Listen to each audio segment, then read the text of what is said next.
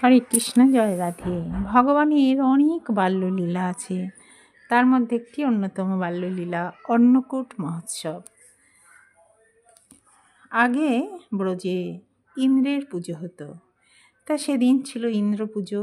মা যশোদা নিজের হাতে নানা মিষ্টান্ন, সবজি, অন্ন তৈরি করছেন। গোপাল গুটি গুটি পায়ে মায়ের কাছে এসে বলে, মা, তুমি এত কিছু মিষ্টান্ন তৈরি করেছো, আমায় দাও। মা যশোদা বলে, সরে যা সরে যা গোপাল, আমাকে স্পর্শ করিস না, তাহলে দেবতাকে আর দেওয়া যাবে না।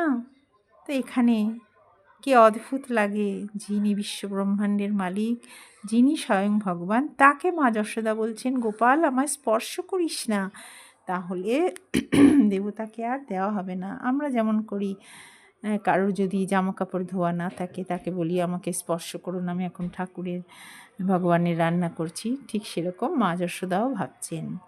তো গোপাল কাঁদতে কাঁদতে বাবার কাছে যায়। নন্দ বাবা জিজ্ঞাসা করে, গোপাল কাঁদছিস কেন?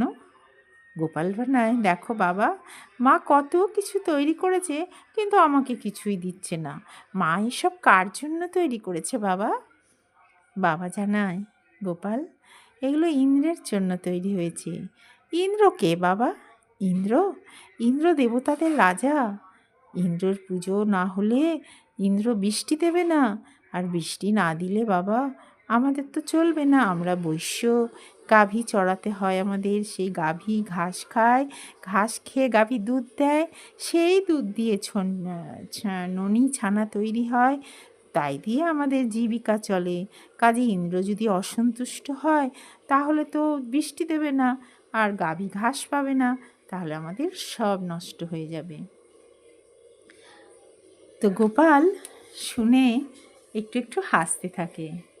আচ্ছা বাবা, তোমরা যে এত এত খাবার দাও, সে সামনে এসে খায়, তোমরা তাকে দেখতে পাও?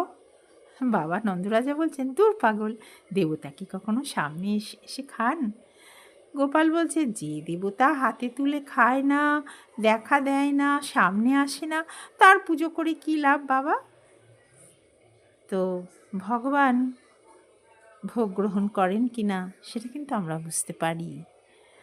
গোপালকে ভোগ দিলে আমরা কিন্তু বুঝতে পারি কোন দিন গোপাল খুশি হয়েছে, কোন দিন গোপাল খুশি হয়নি, কোন দিন গোপাল ভালোভাবে গ্রহণ করেছে, কোন দিন ভালোভাবে গ্রহণ করেনি। যেদিন গোপাল ভালোভাবে গ্রহণ করে, খুশি হয়, সেদিন তার মুখে হাসি ফুটে ওঠে, চোখের কোণে আনন্দের রেখা ফুটে ওঠে। তো সেই জন্য বোঝা যায়।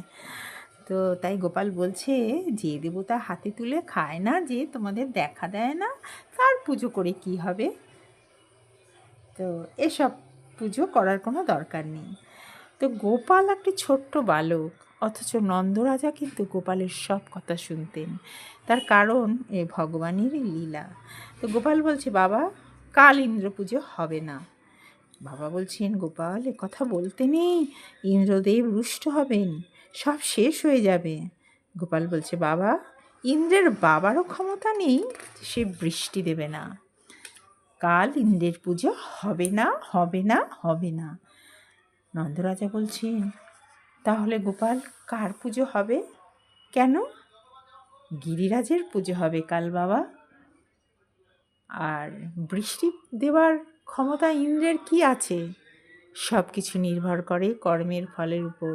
কর্মফলের উপরেই নির্ভর করে বৃষ্টিপাত। আমরা যে যেমন কর্ম করব, আমরা তেমনই ফল পাব। আর কর্মফলের উপর ভগবানেরও কোনো হাত নেই। তাই যদি থাকতো, তাহলে কুরুক্ষেত্রের যুদ্ধে ভগবান উপস্থিত থাকতেও অর্জুন পুত্র অভিমন্যু কি বধ হতো? কিন্তু কেউ প্রশ্ন করতে পারে, তাহলে আমরা কর্মফলে যখন কোনো হাতই নেই ভগবানের, তাহলে আমরা শুধু শুধু ভজন সাধন করব কেন? করে আমার তাতে লাভ কী? শাস্ত্র বলছে, ভজন সাধন করলে কর্মফলের যে যন্ত্রণা দুঃখ সেটার ভোগ করতেই হবে, কিন্তু সেই যন্ত্রণা, সেই দুঃখ, সেই কষ্ট লাঘব হয়। তো তাহলে গোপাল আমরা কার পুজো করব? কেন বাবা? আমরা গিরিরাজের পুজো করব। সে আবার কোন দেবতা? কেন বাবা? এই যে গিরি গোবর্ধন পর্বত, এই সেই দেবতা। এর কোনো যাতে ক্ষতি না হয়, এই পাহাড়ের কোনো বৃক্ষের কোনো ক্ষতি না হয়, সব কিছুই আমরা দেখব। অর্থাৎ ৫,০০০ বছর আগে ভগবান আমাদেরকে একটি বার্তা দিলেন যে আমরা যেন পাহাড়, পর্বত, নদী, গাছপালা, প্রকৃতিকে নষ্ট না করি। প্রকৃতিকে নষ্ট করে আমরা যখনই সুখ নিতে যাব, তখনই প্রকৃতি তার বিষাক্ত ছোবলে আমাদেরকে জর্জরিত করবেই। তো নন্দরাজা বলছে, আচ্ছা গোপাল, যদি গিরিরাজ না খায় তখন কি হবে? গোপাল বলছে, বাবা, গিরিরাজ যদি না খায় তাহলে আমি এই মুখই আর দেখাবো না। ইতিমধ্যে নারদ তাড়াতাড়ি করে চলে গেলেন শিবলোকে। শিবলোকে গিয়ে শিবকে খবর দিলেন, তাড়াতাড়ি মা পার্বতীকে নিয়েই ষাঁড়ের পিঠে চড়ুন। আজ স্বয়ং ভগবান গিরিরাজের পুজো করবেন। সেখানে ব্রহ্মা, শিব, যোগী, ঋষি, মুনি, নানান মহাত্মারা এসে উপস্থিত হলো। সমস্ত ব্রজবাসীরা যে যার ঘরে যা যা উপকরণ তৈরি করেছিল সবাই এনে হাজির করলো। এত অন্ন জমায়েত হলো যে অন্নের একটি পাহাড় হয়ে গেল, যার জন্য এই উৎসবের নাম অন্নকূট, অর্থাৎ অন্নের পাহাড় হয়ে গেল। নন্দরাজা বলছে, কই গোপাল, তোর ভগবান কই?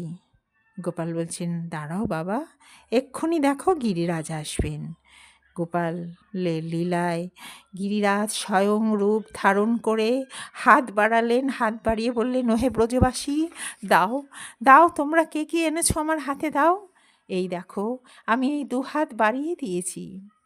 সমস্ত ব্রজবাসীরা সেদিন নিজের চোখে, নিজের দৃষ্টিতে গিরিরাজকে তারা দর্শন করেছিল।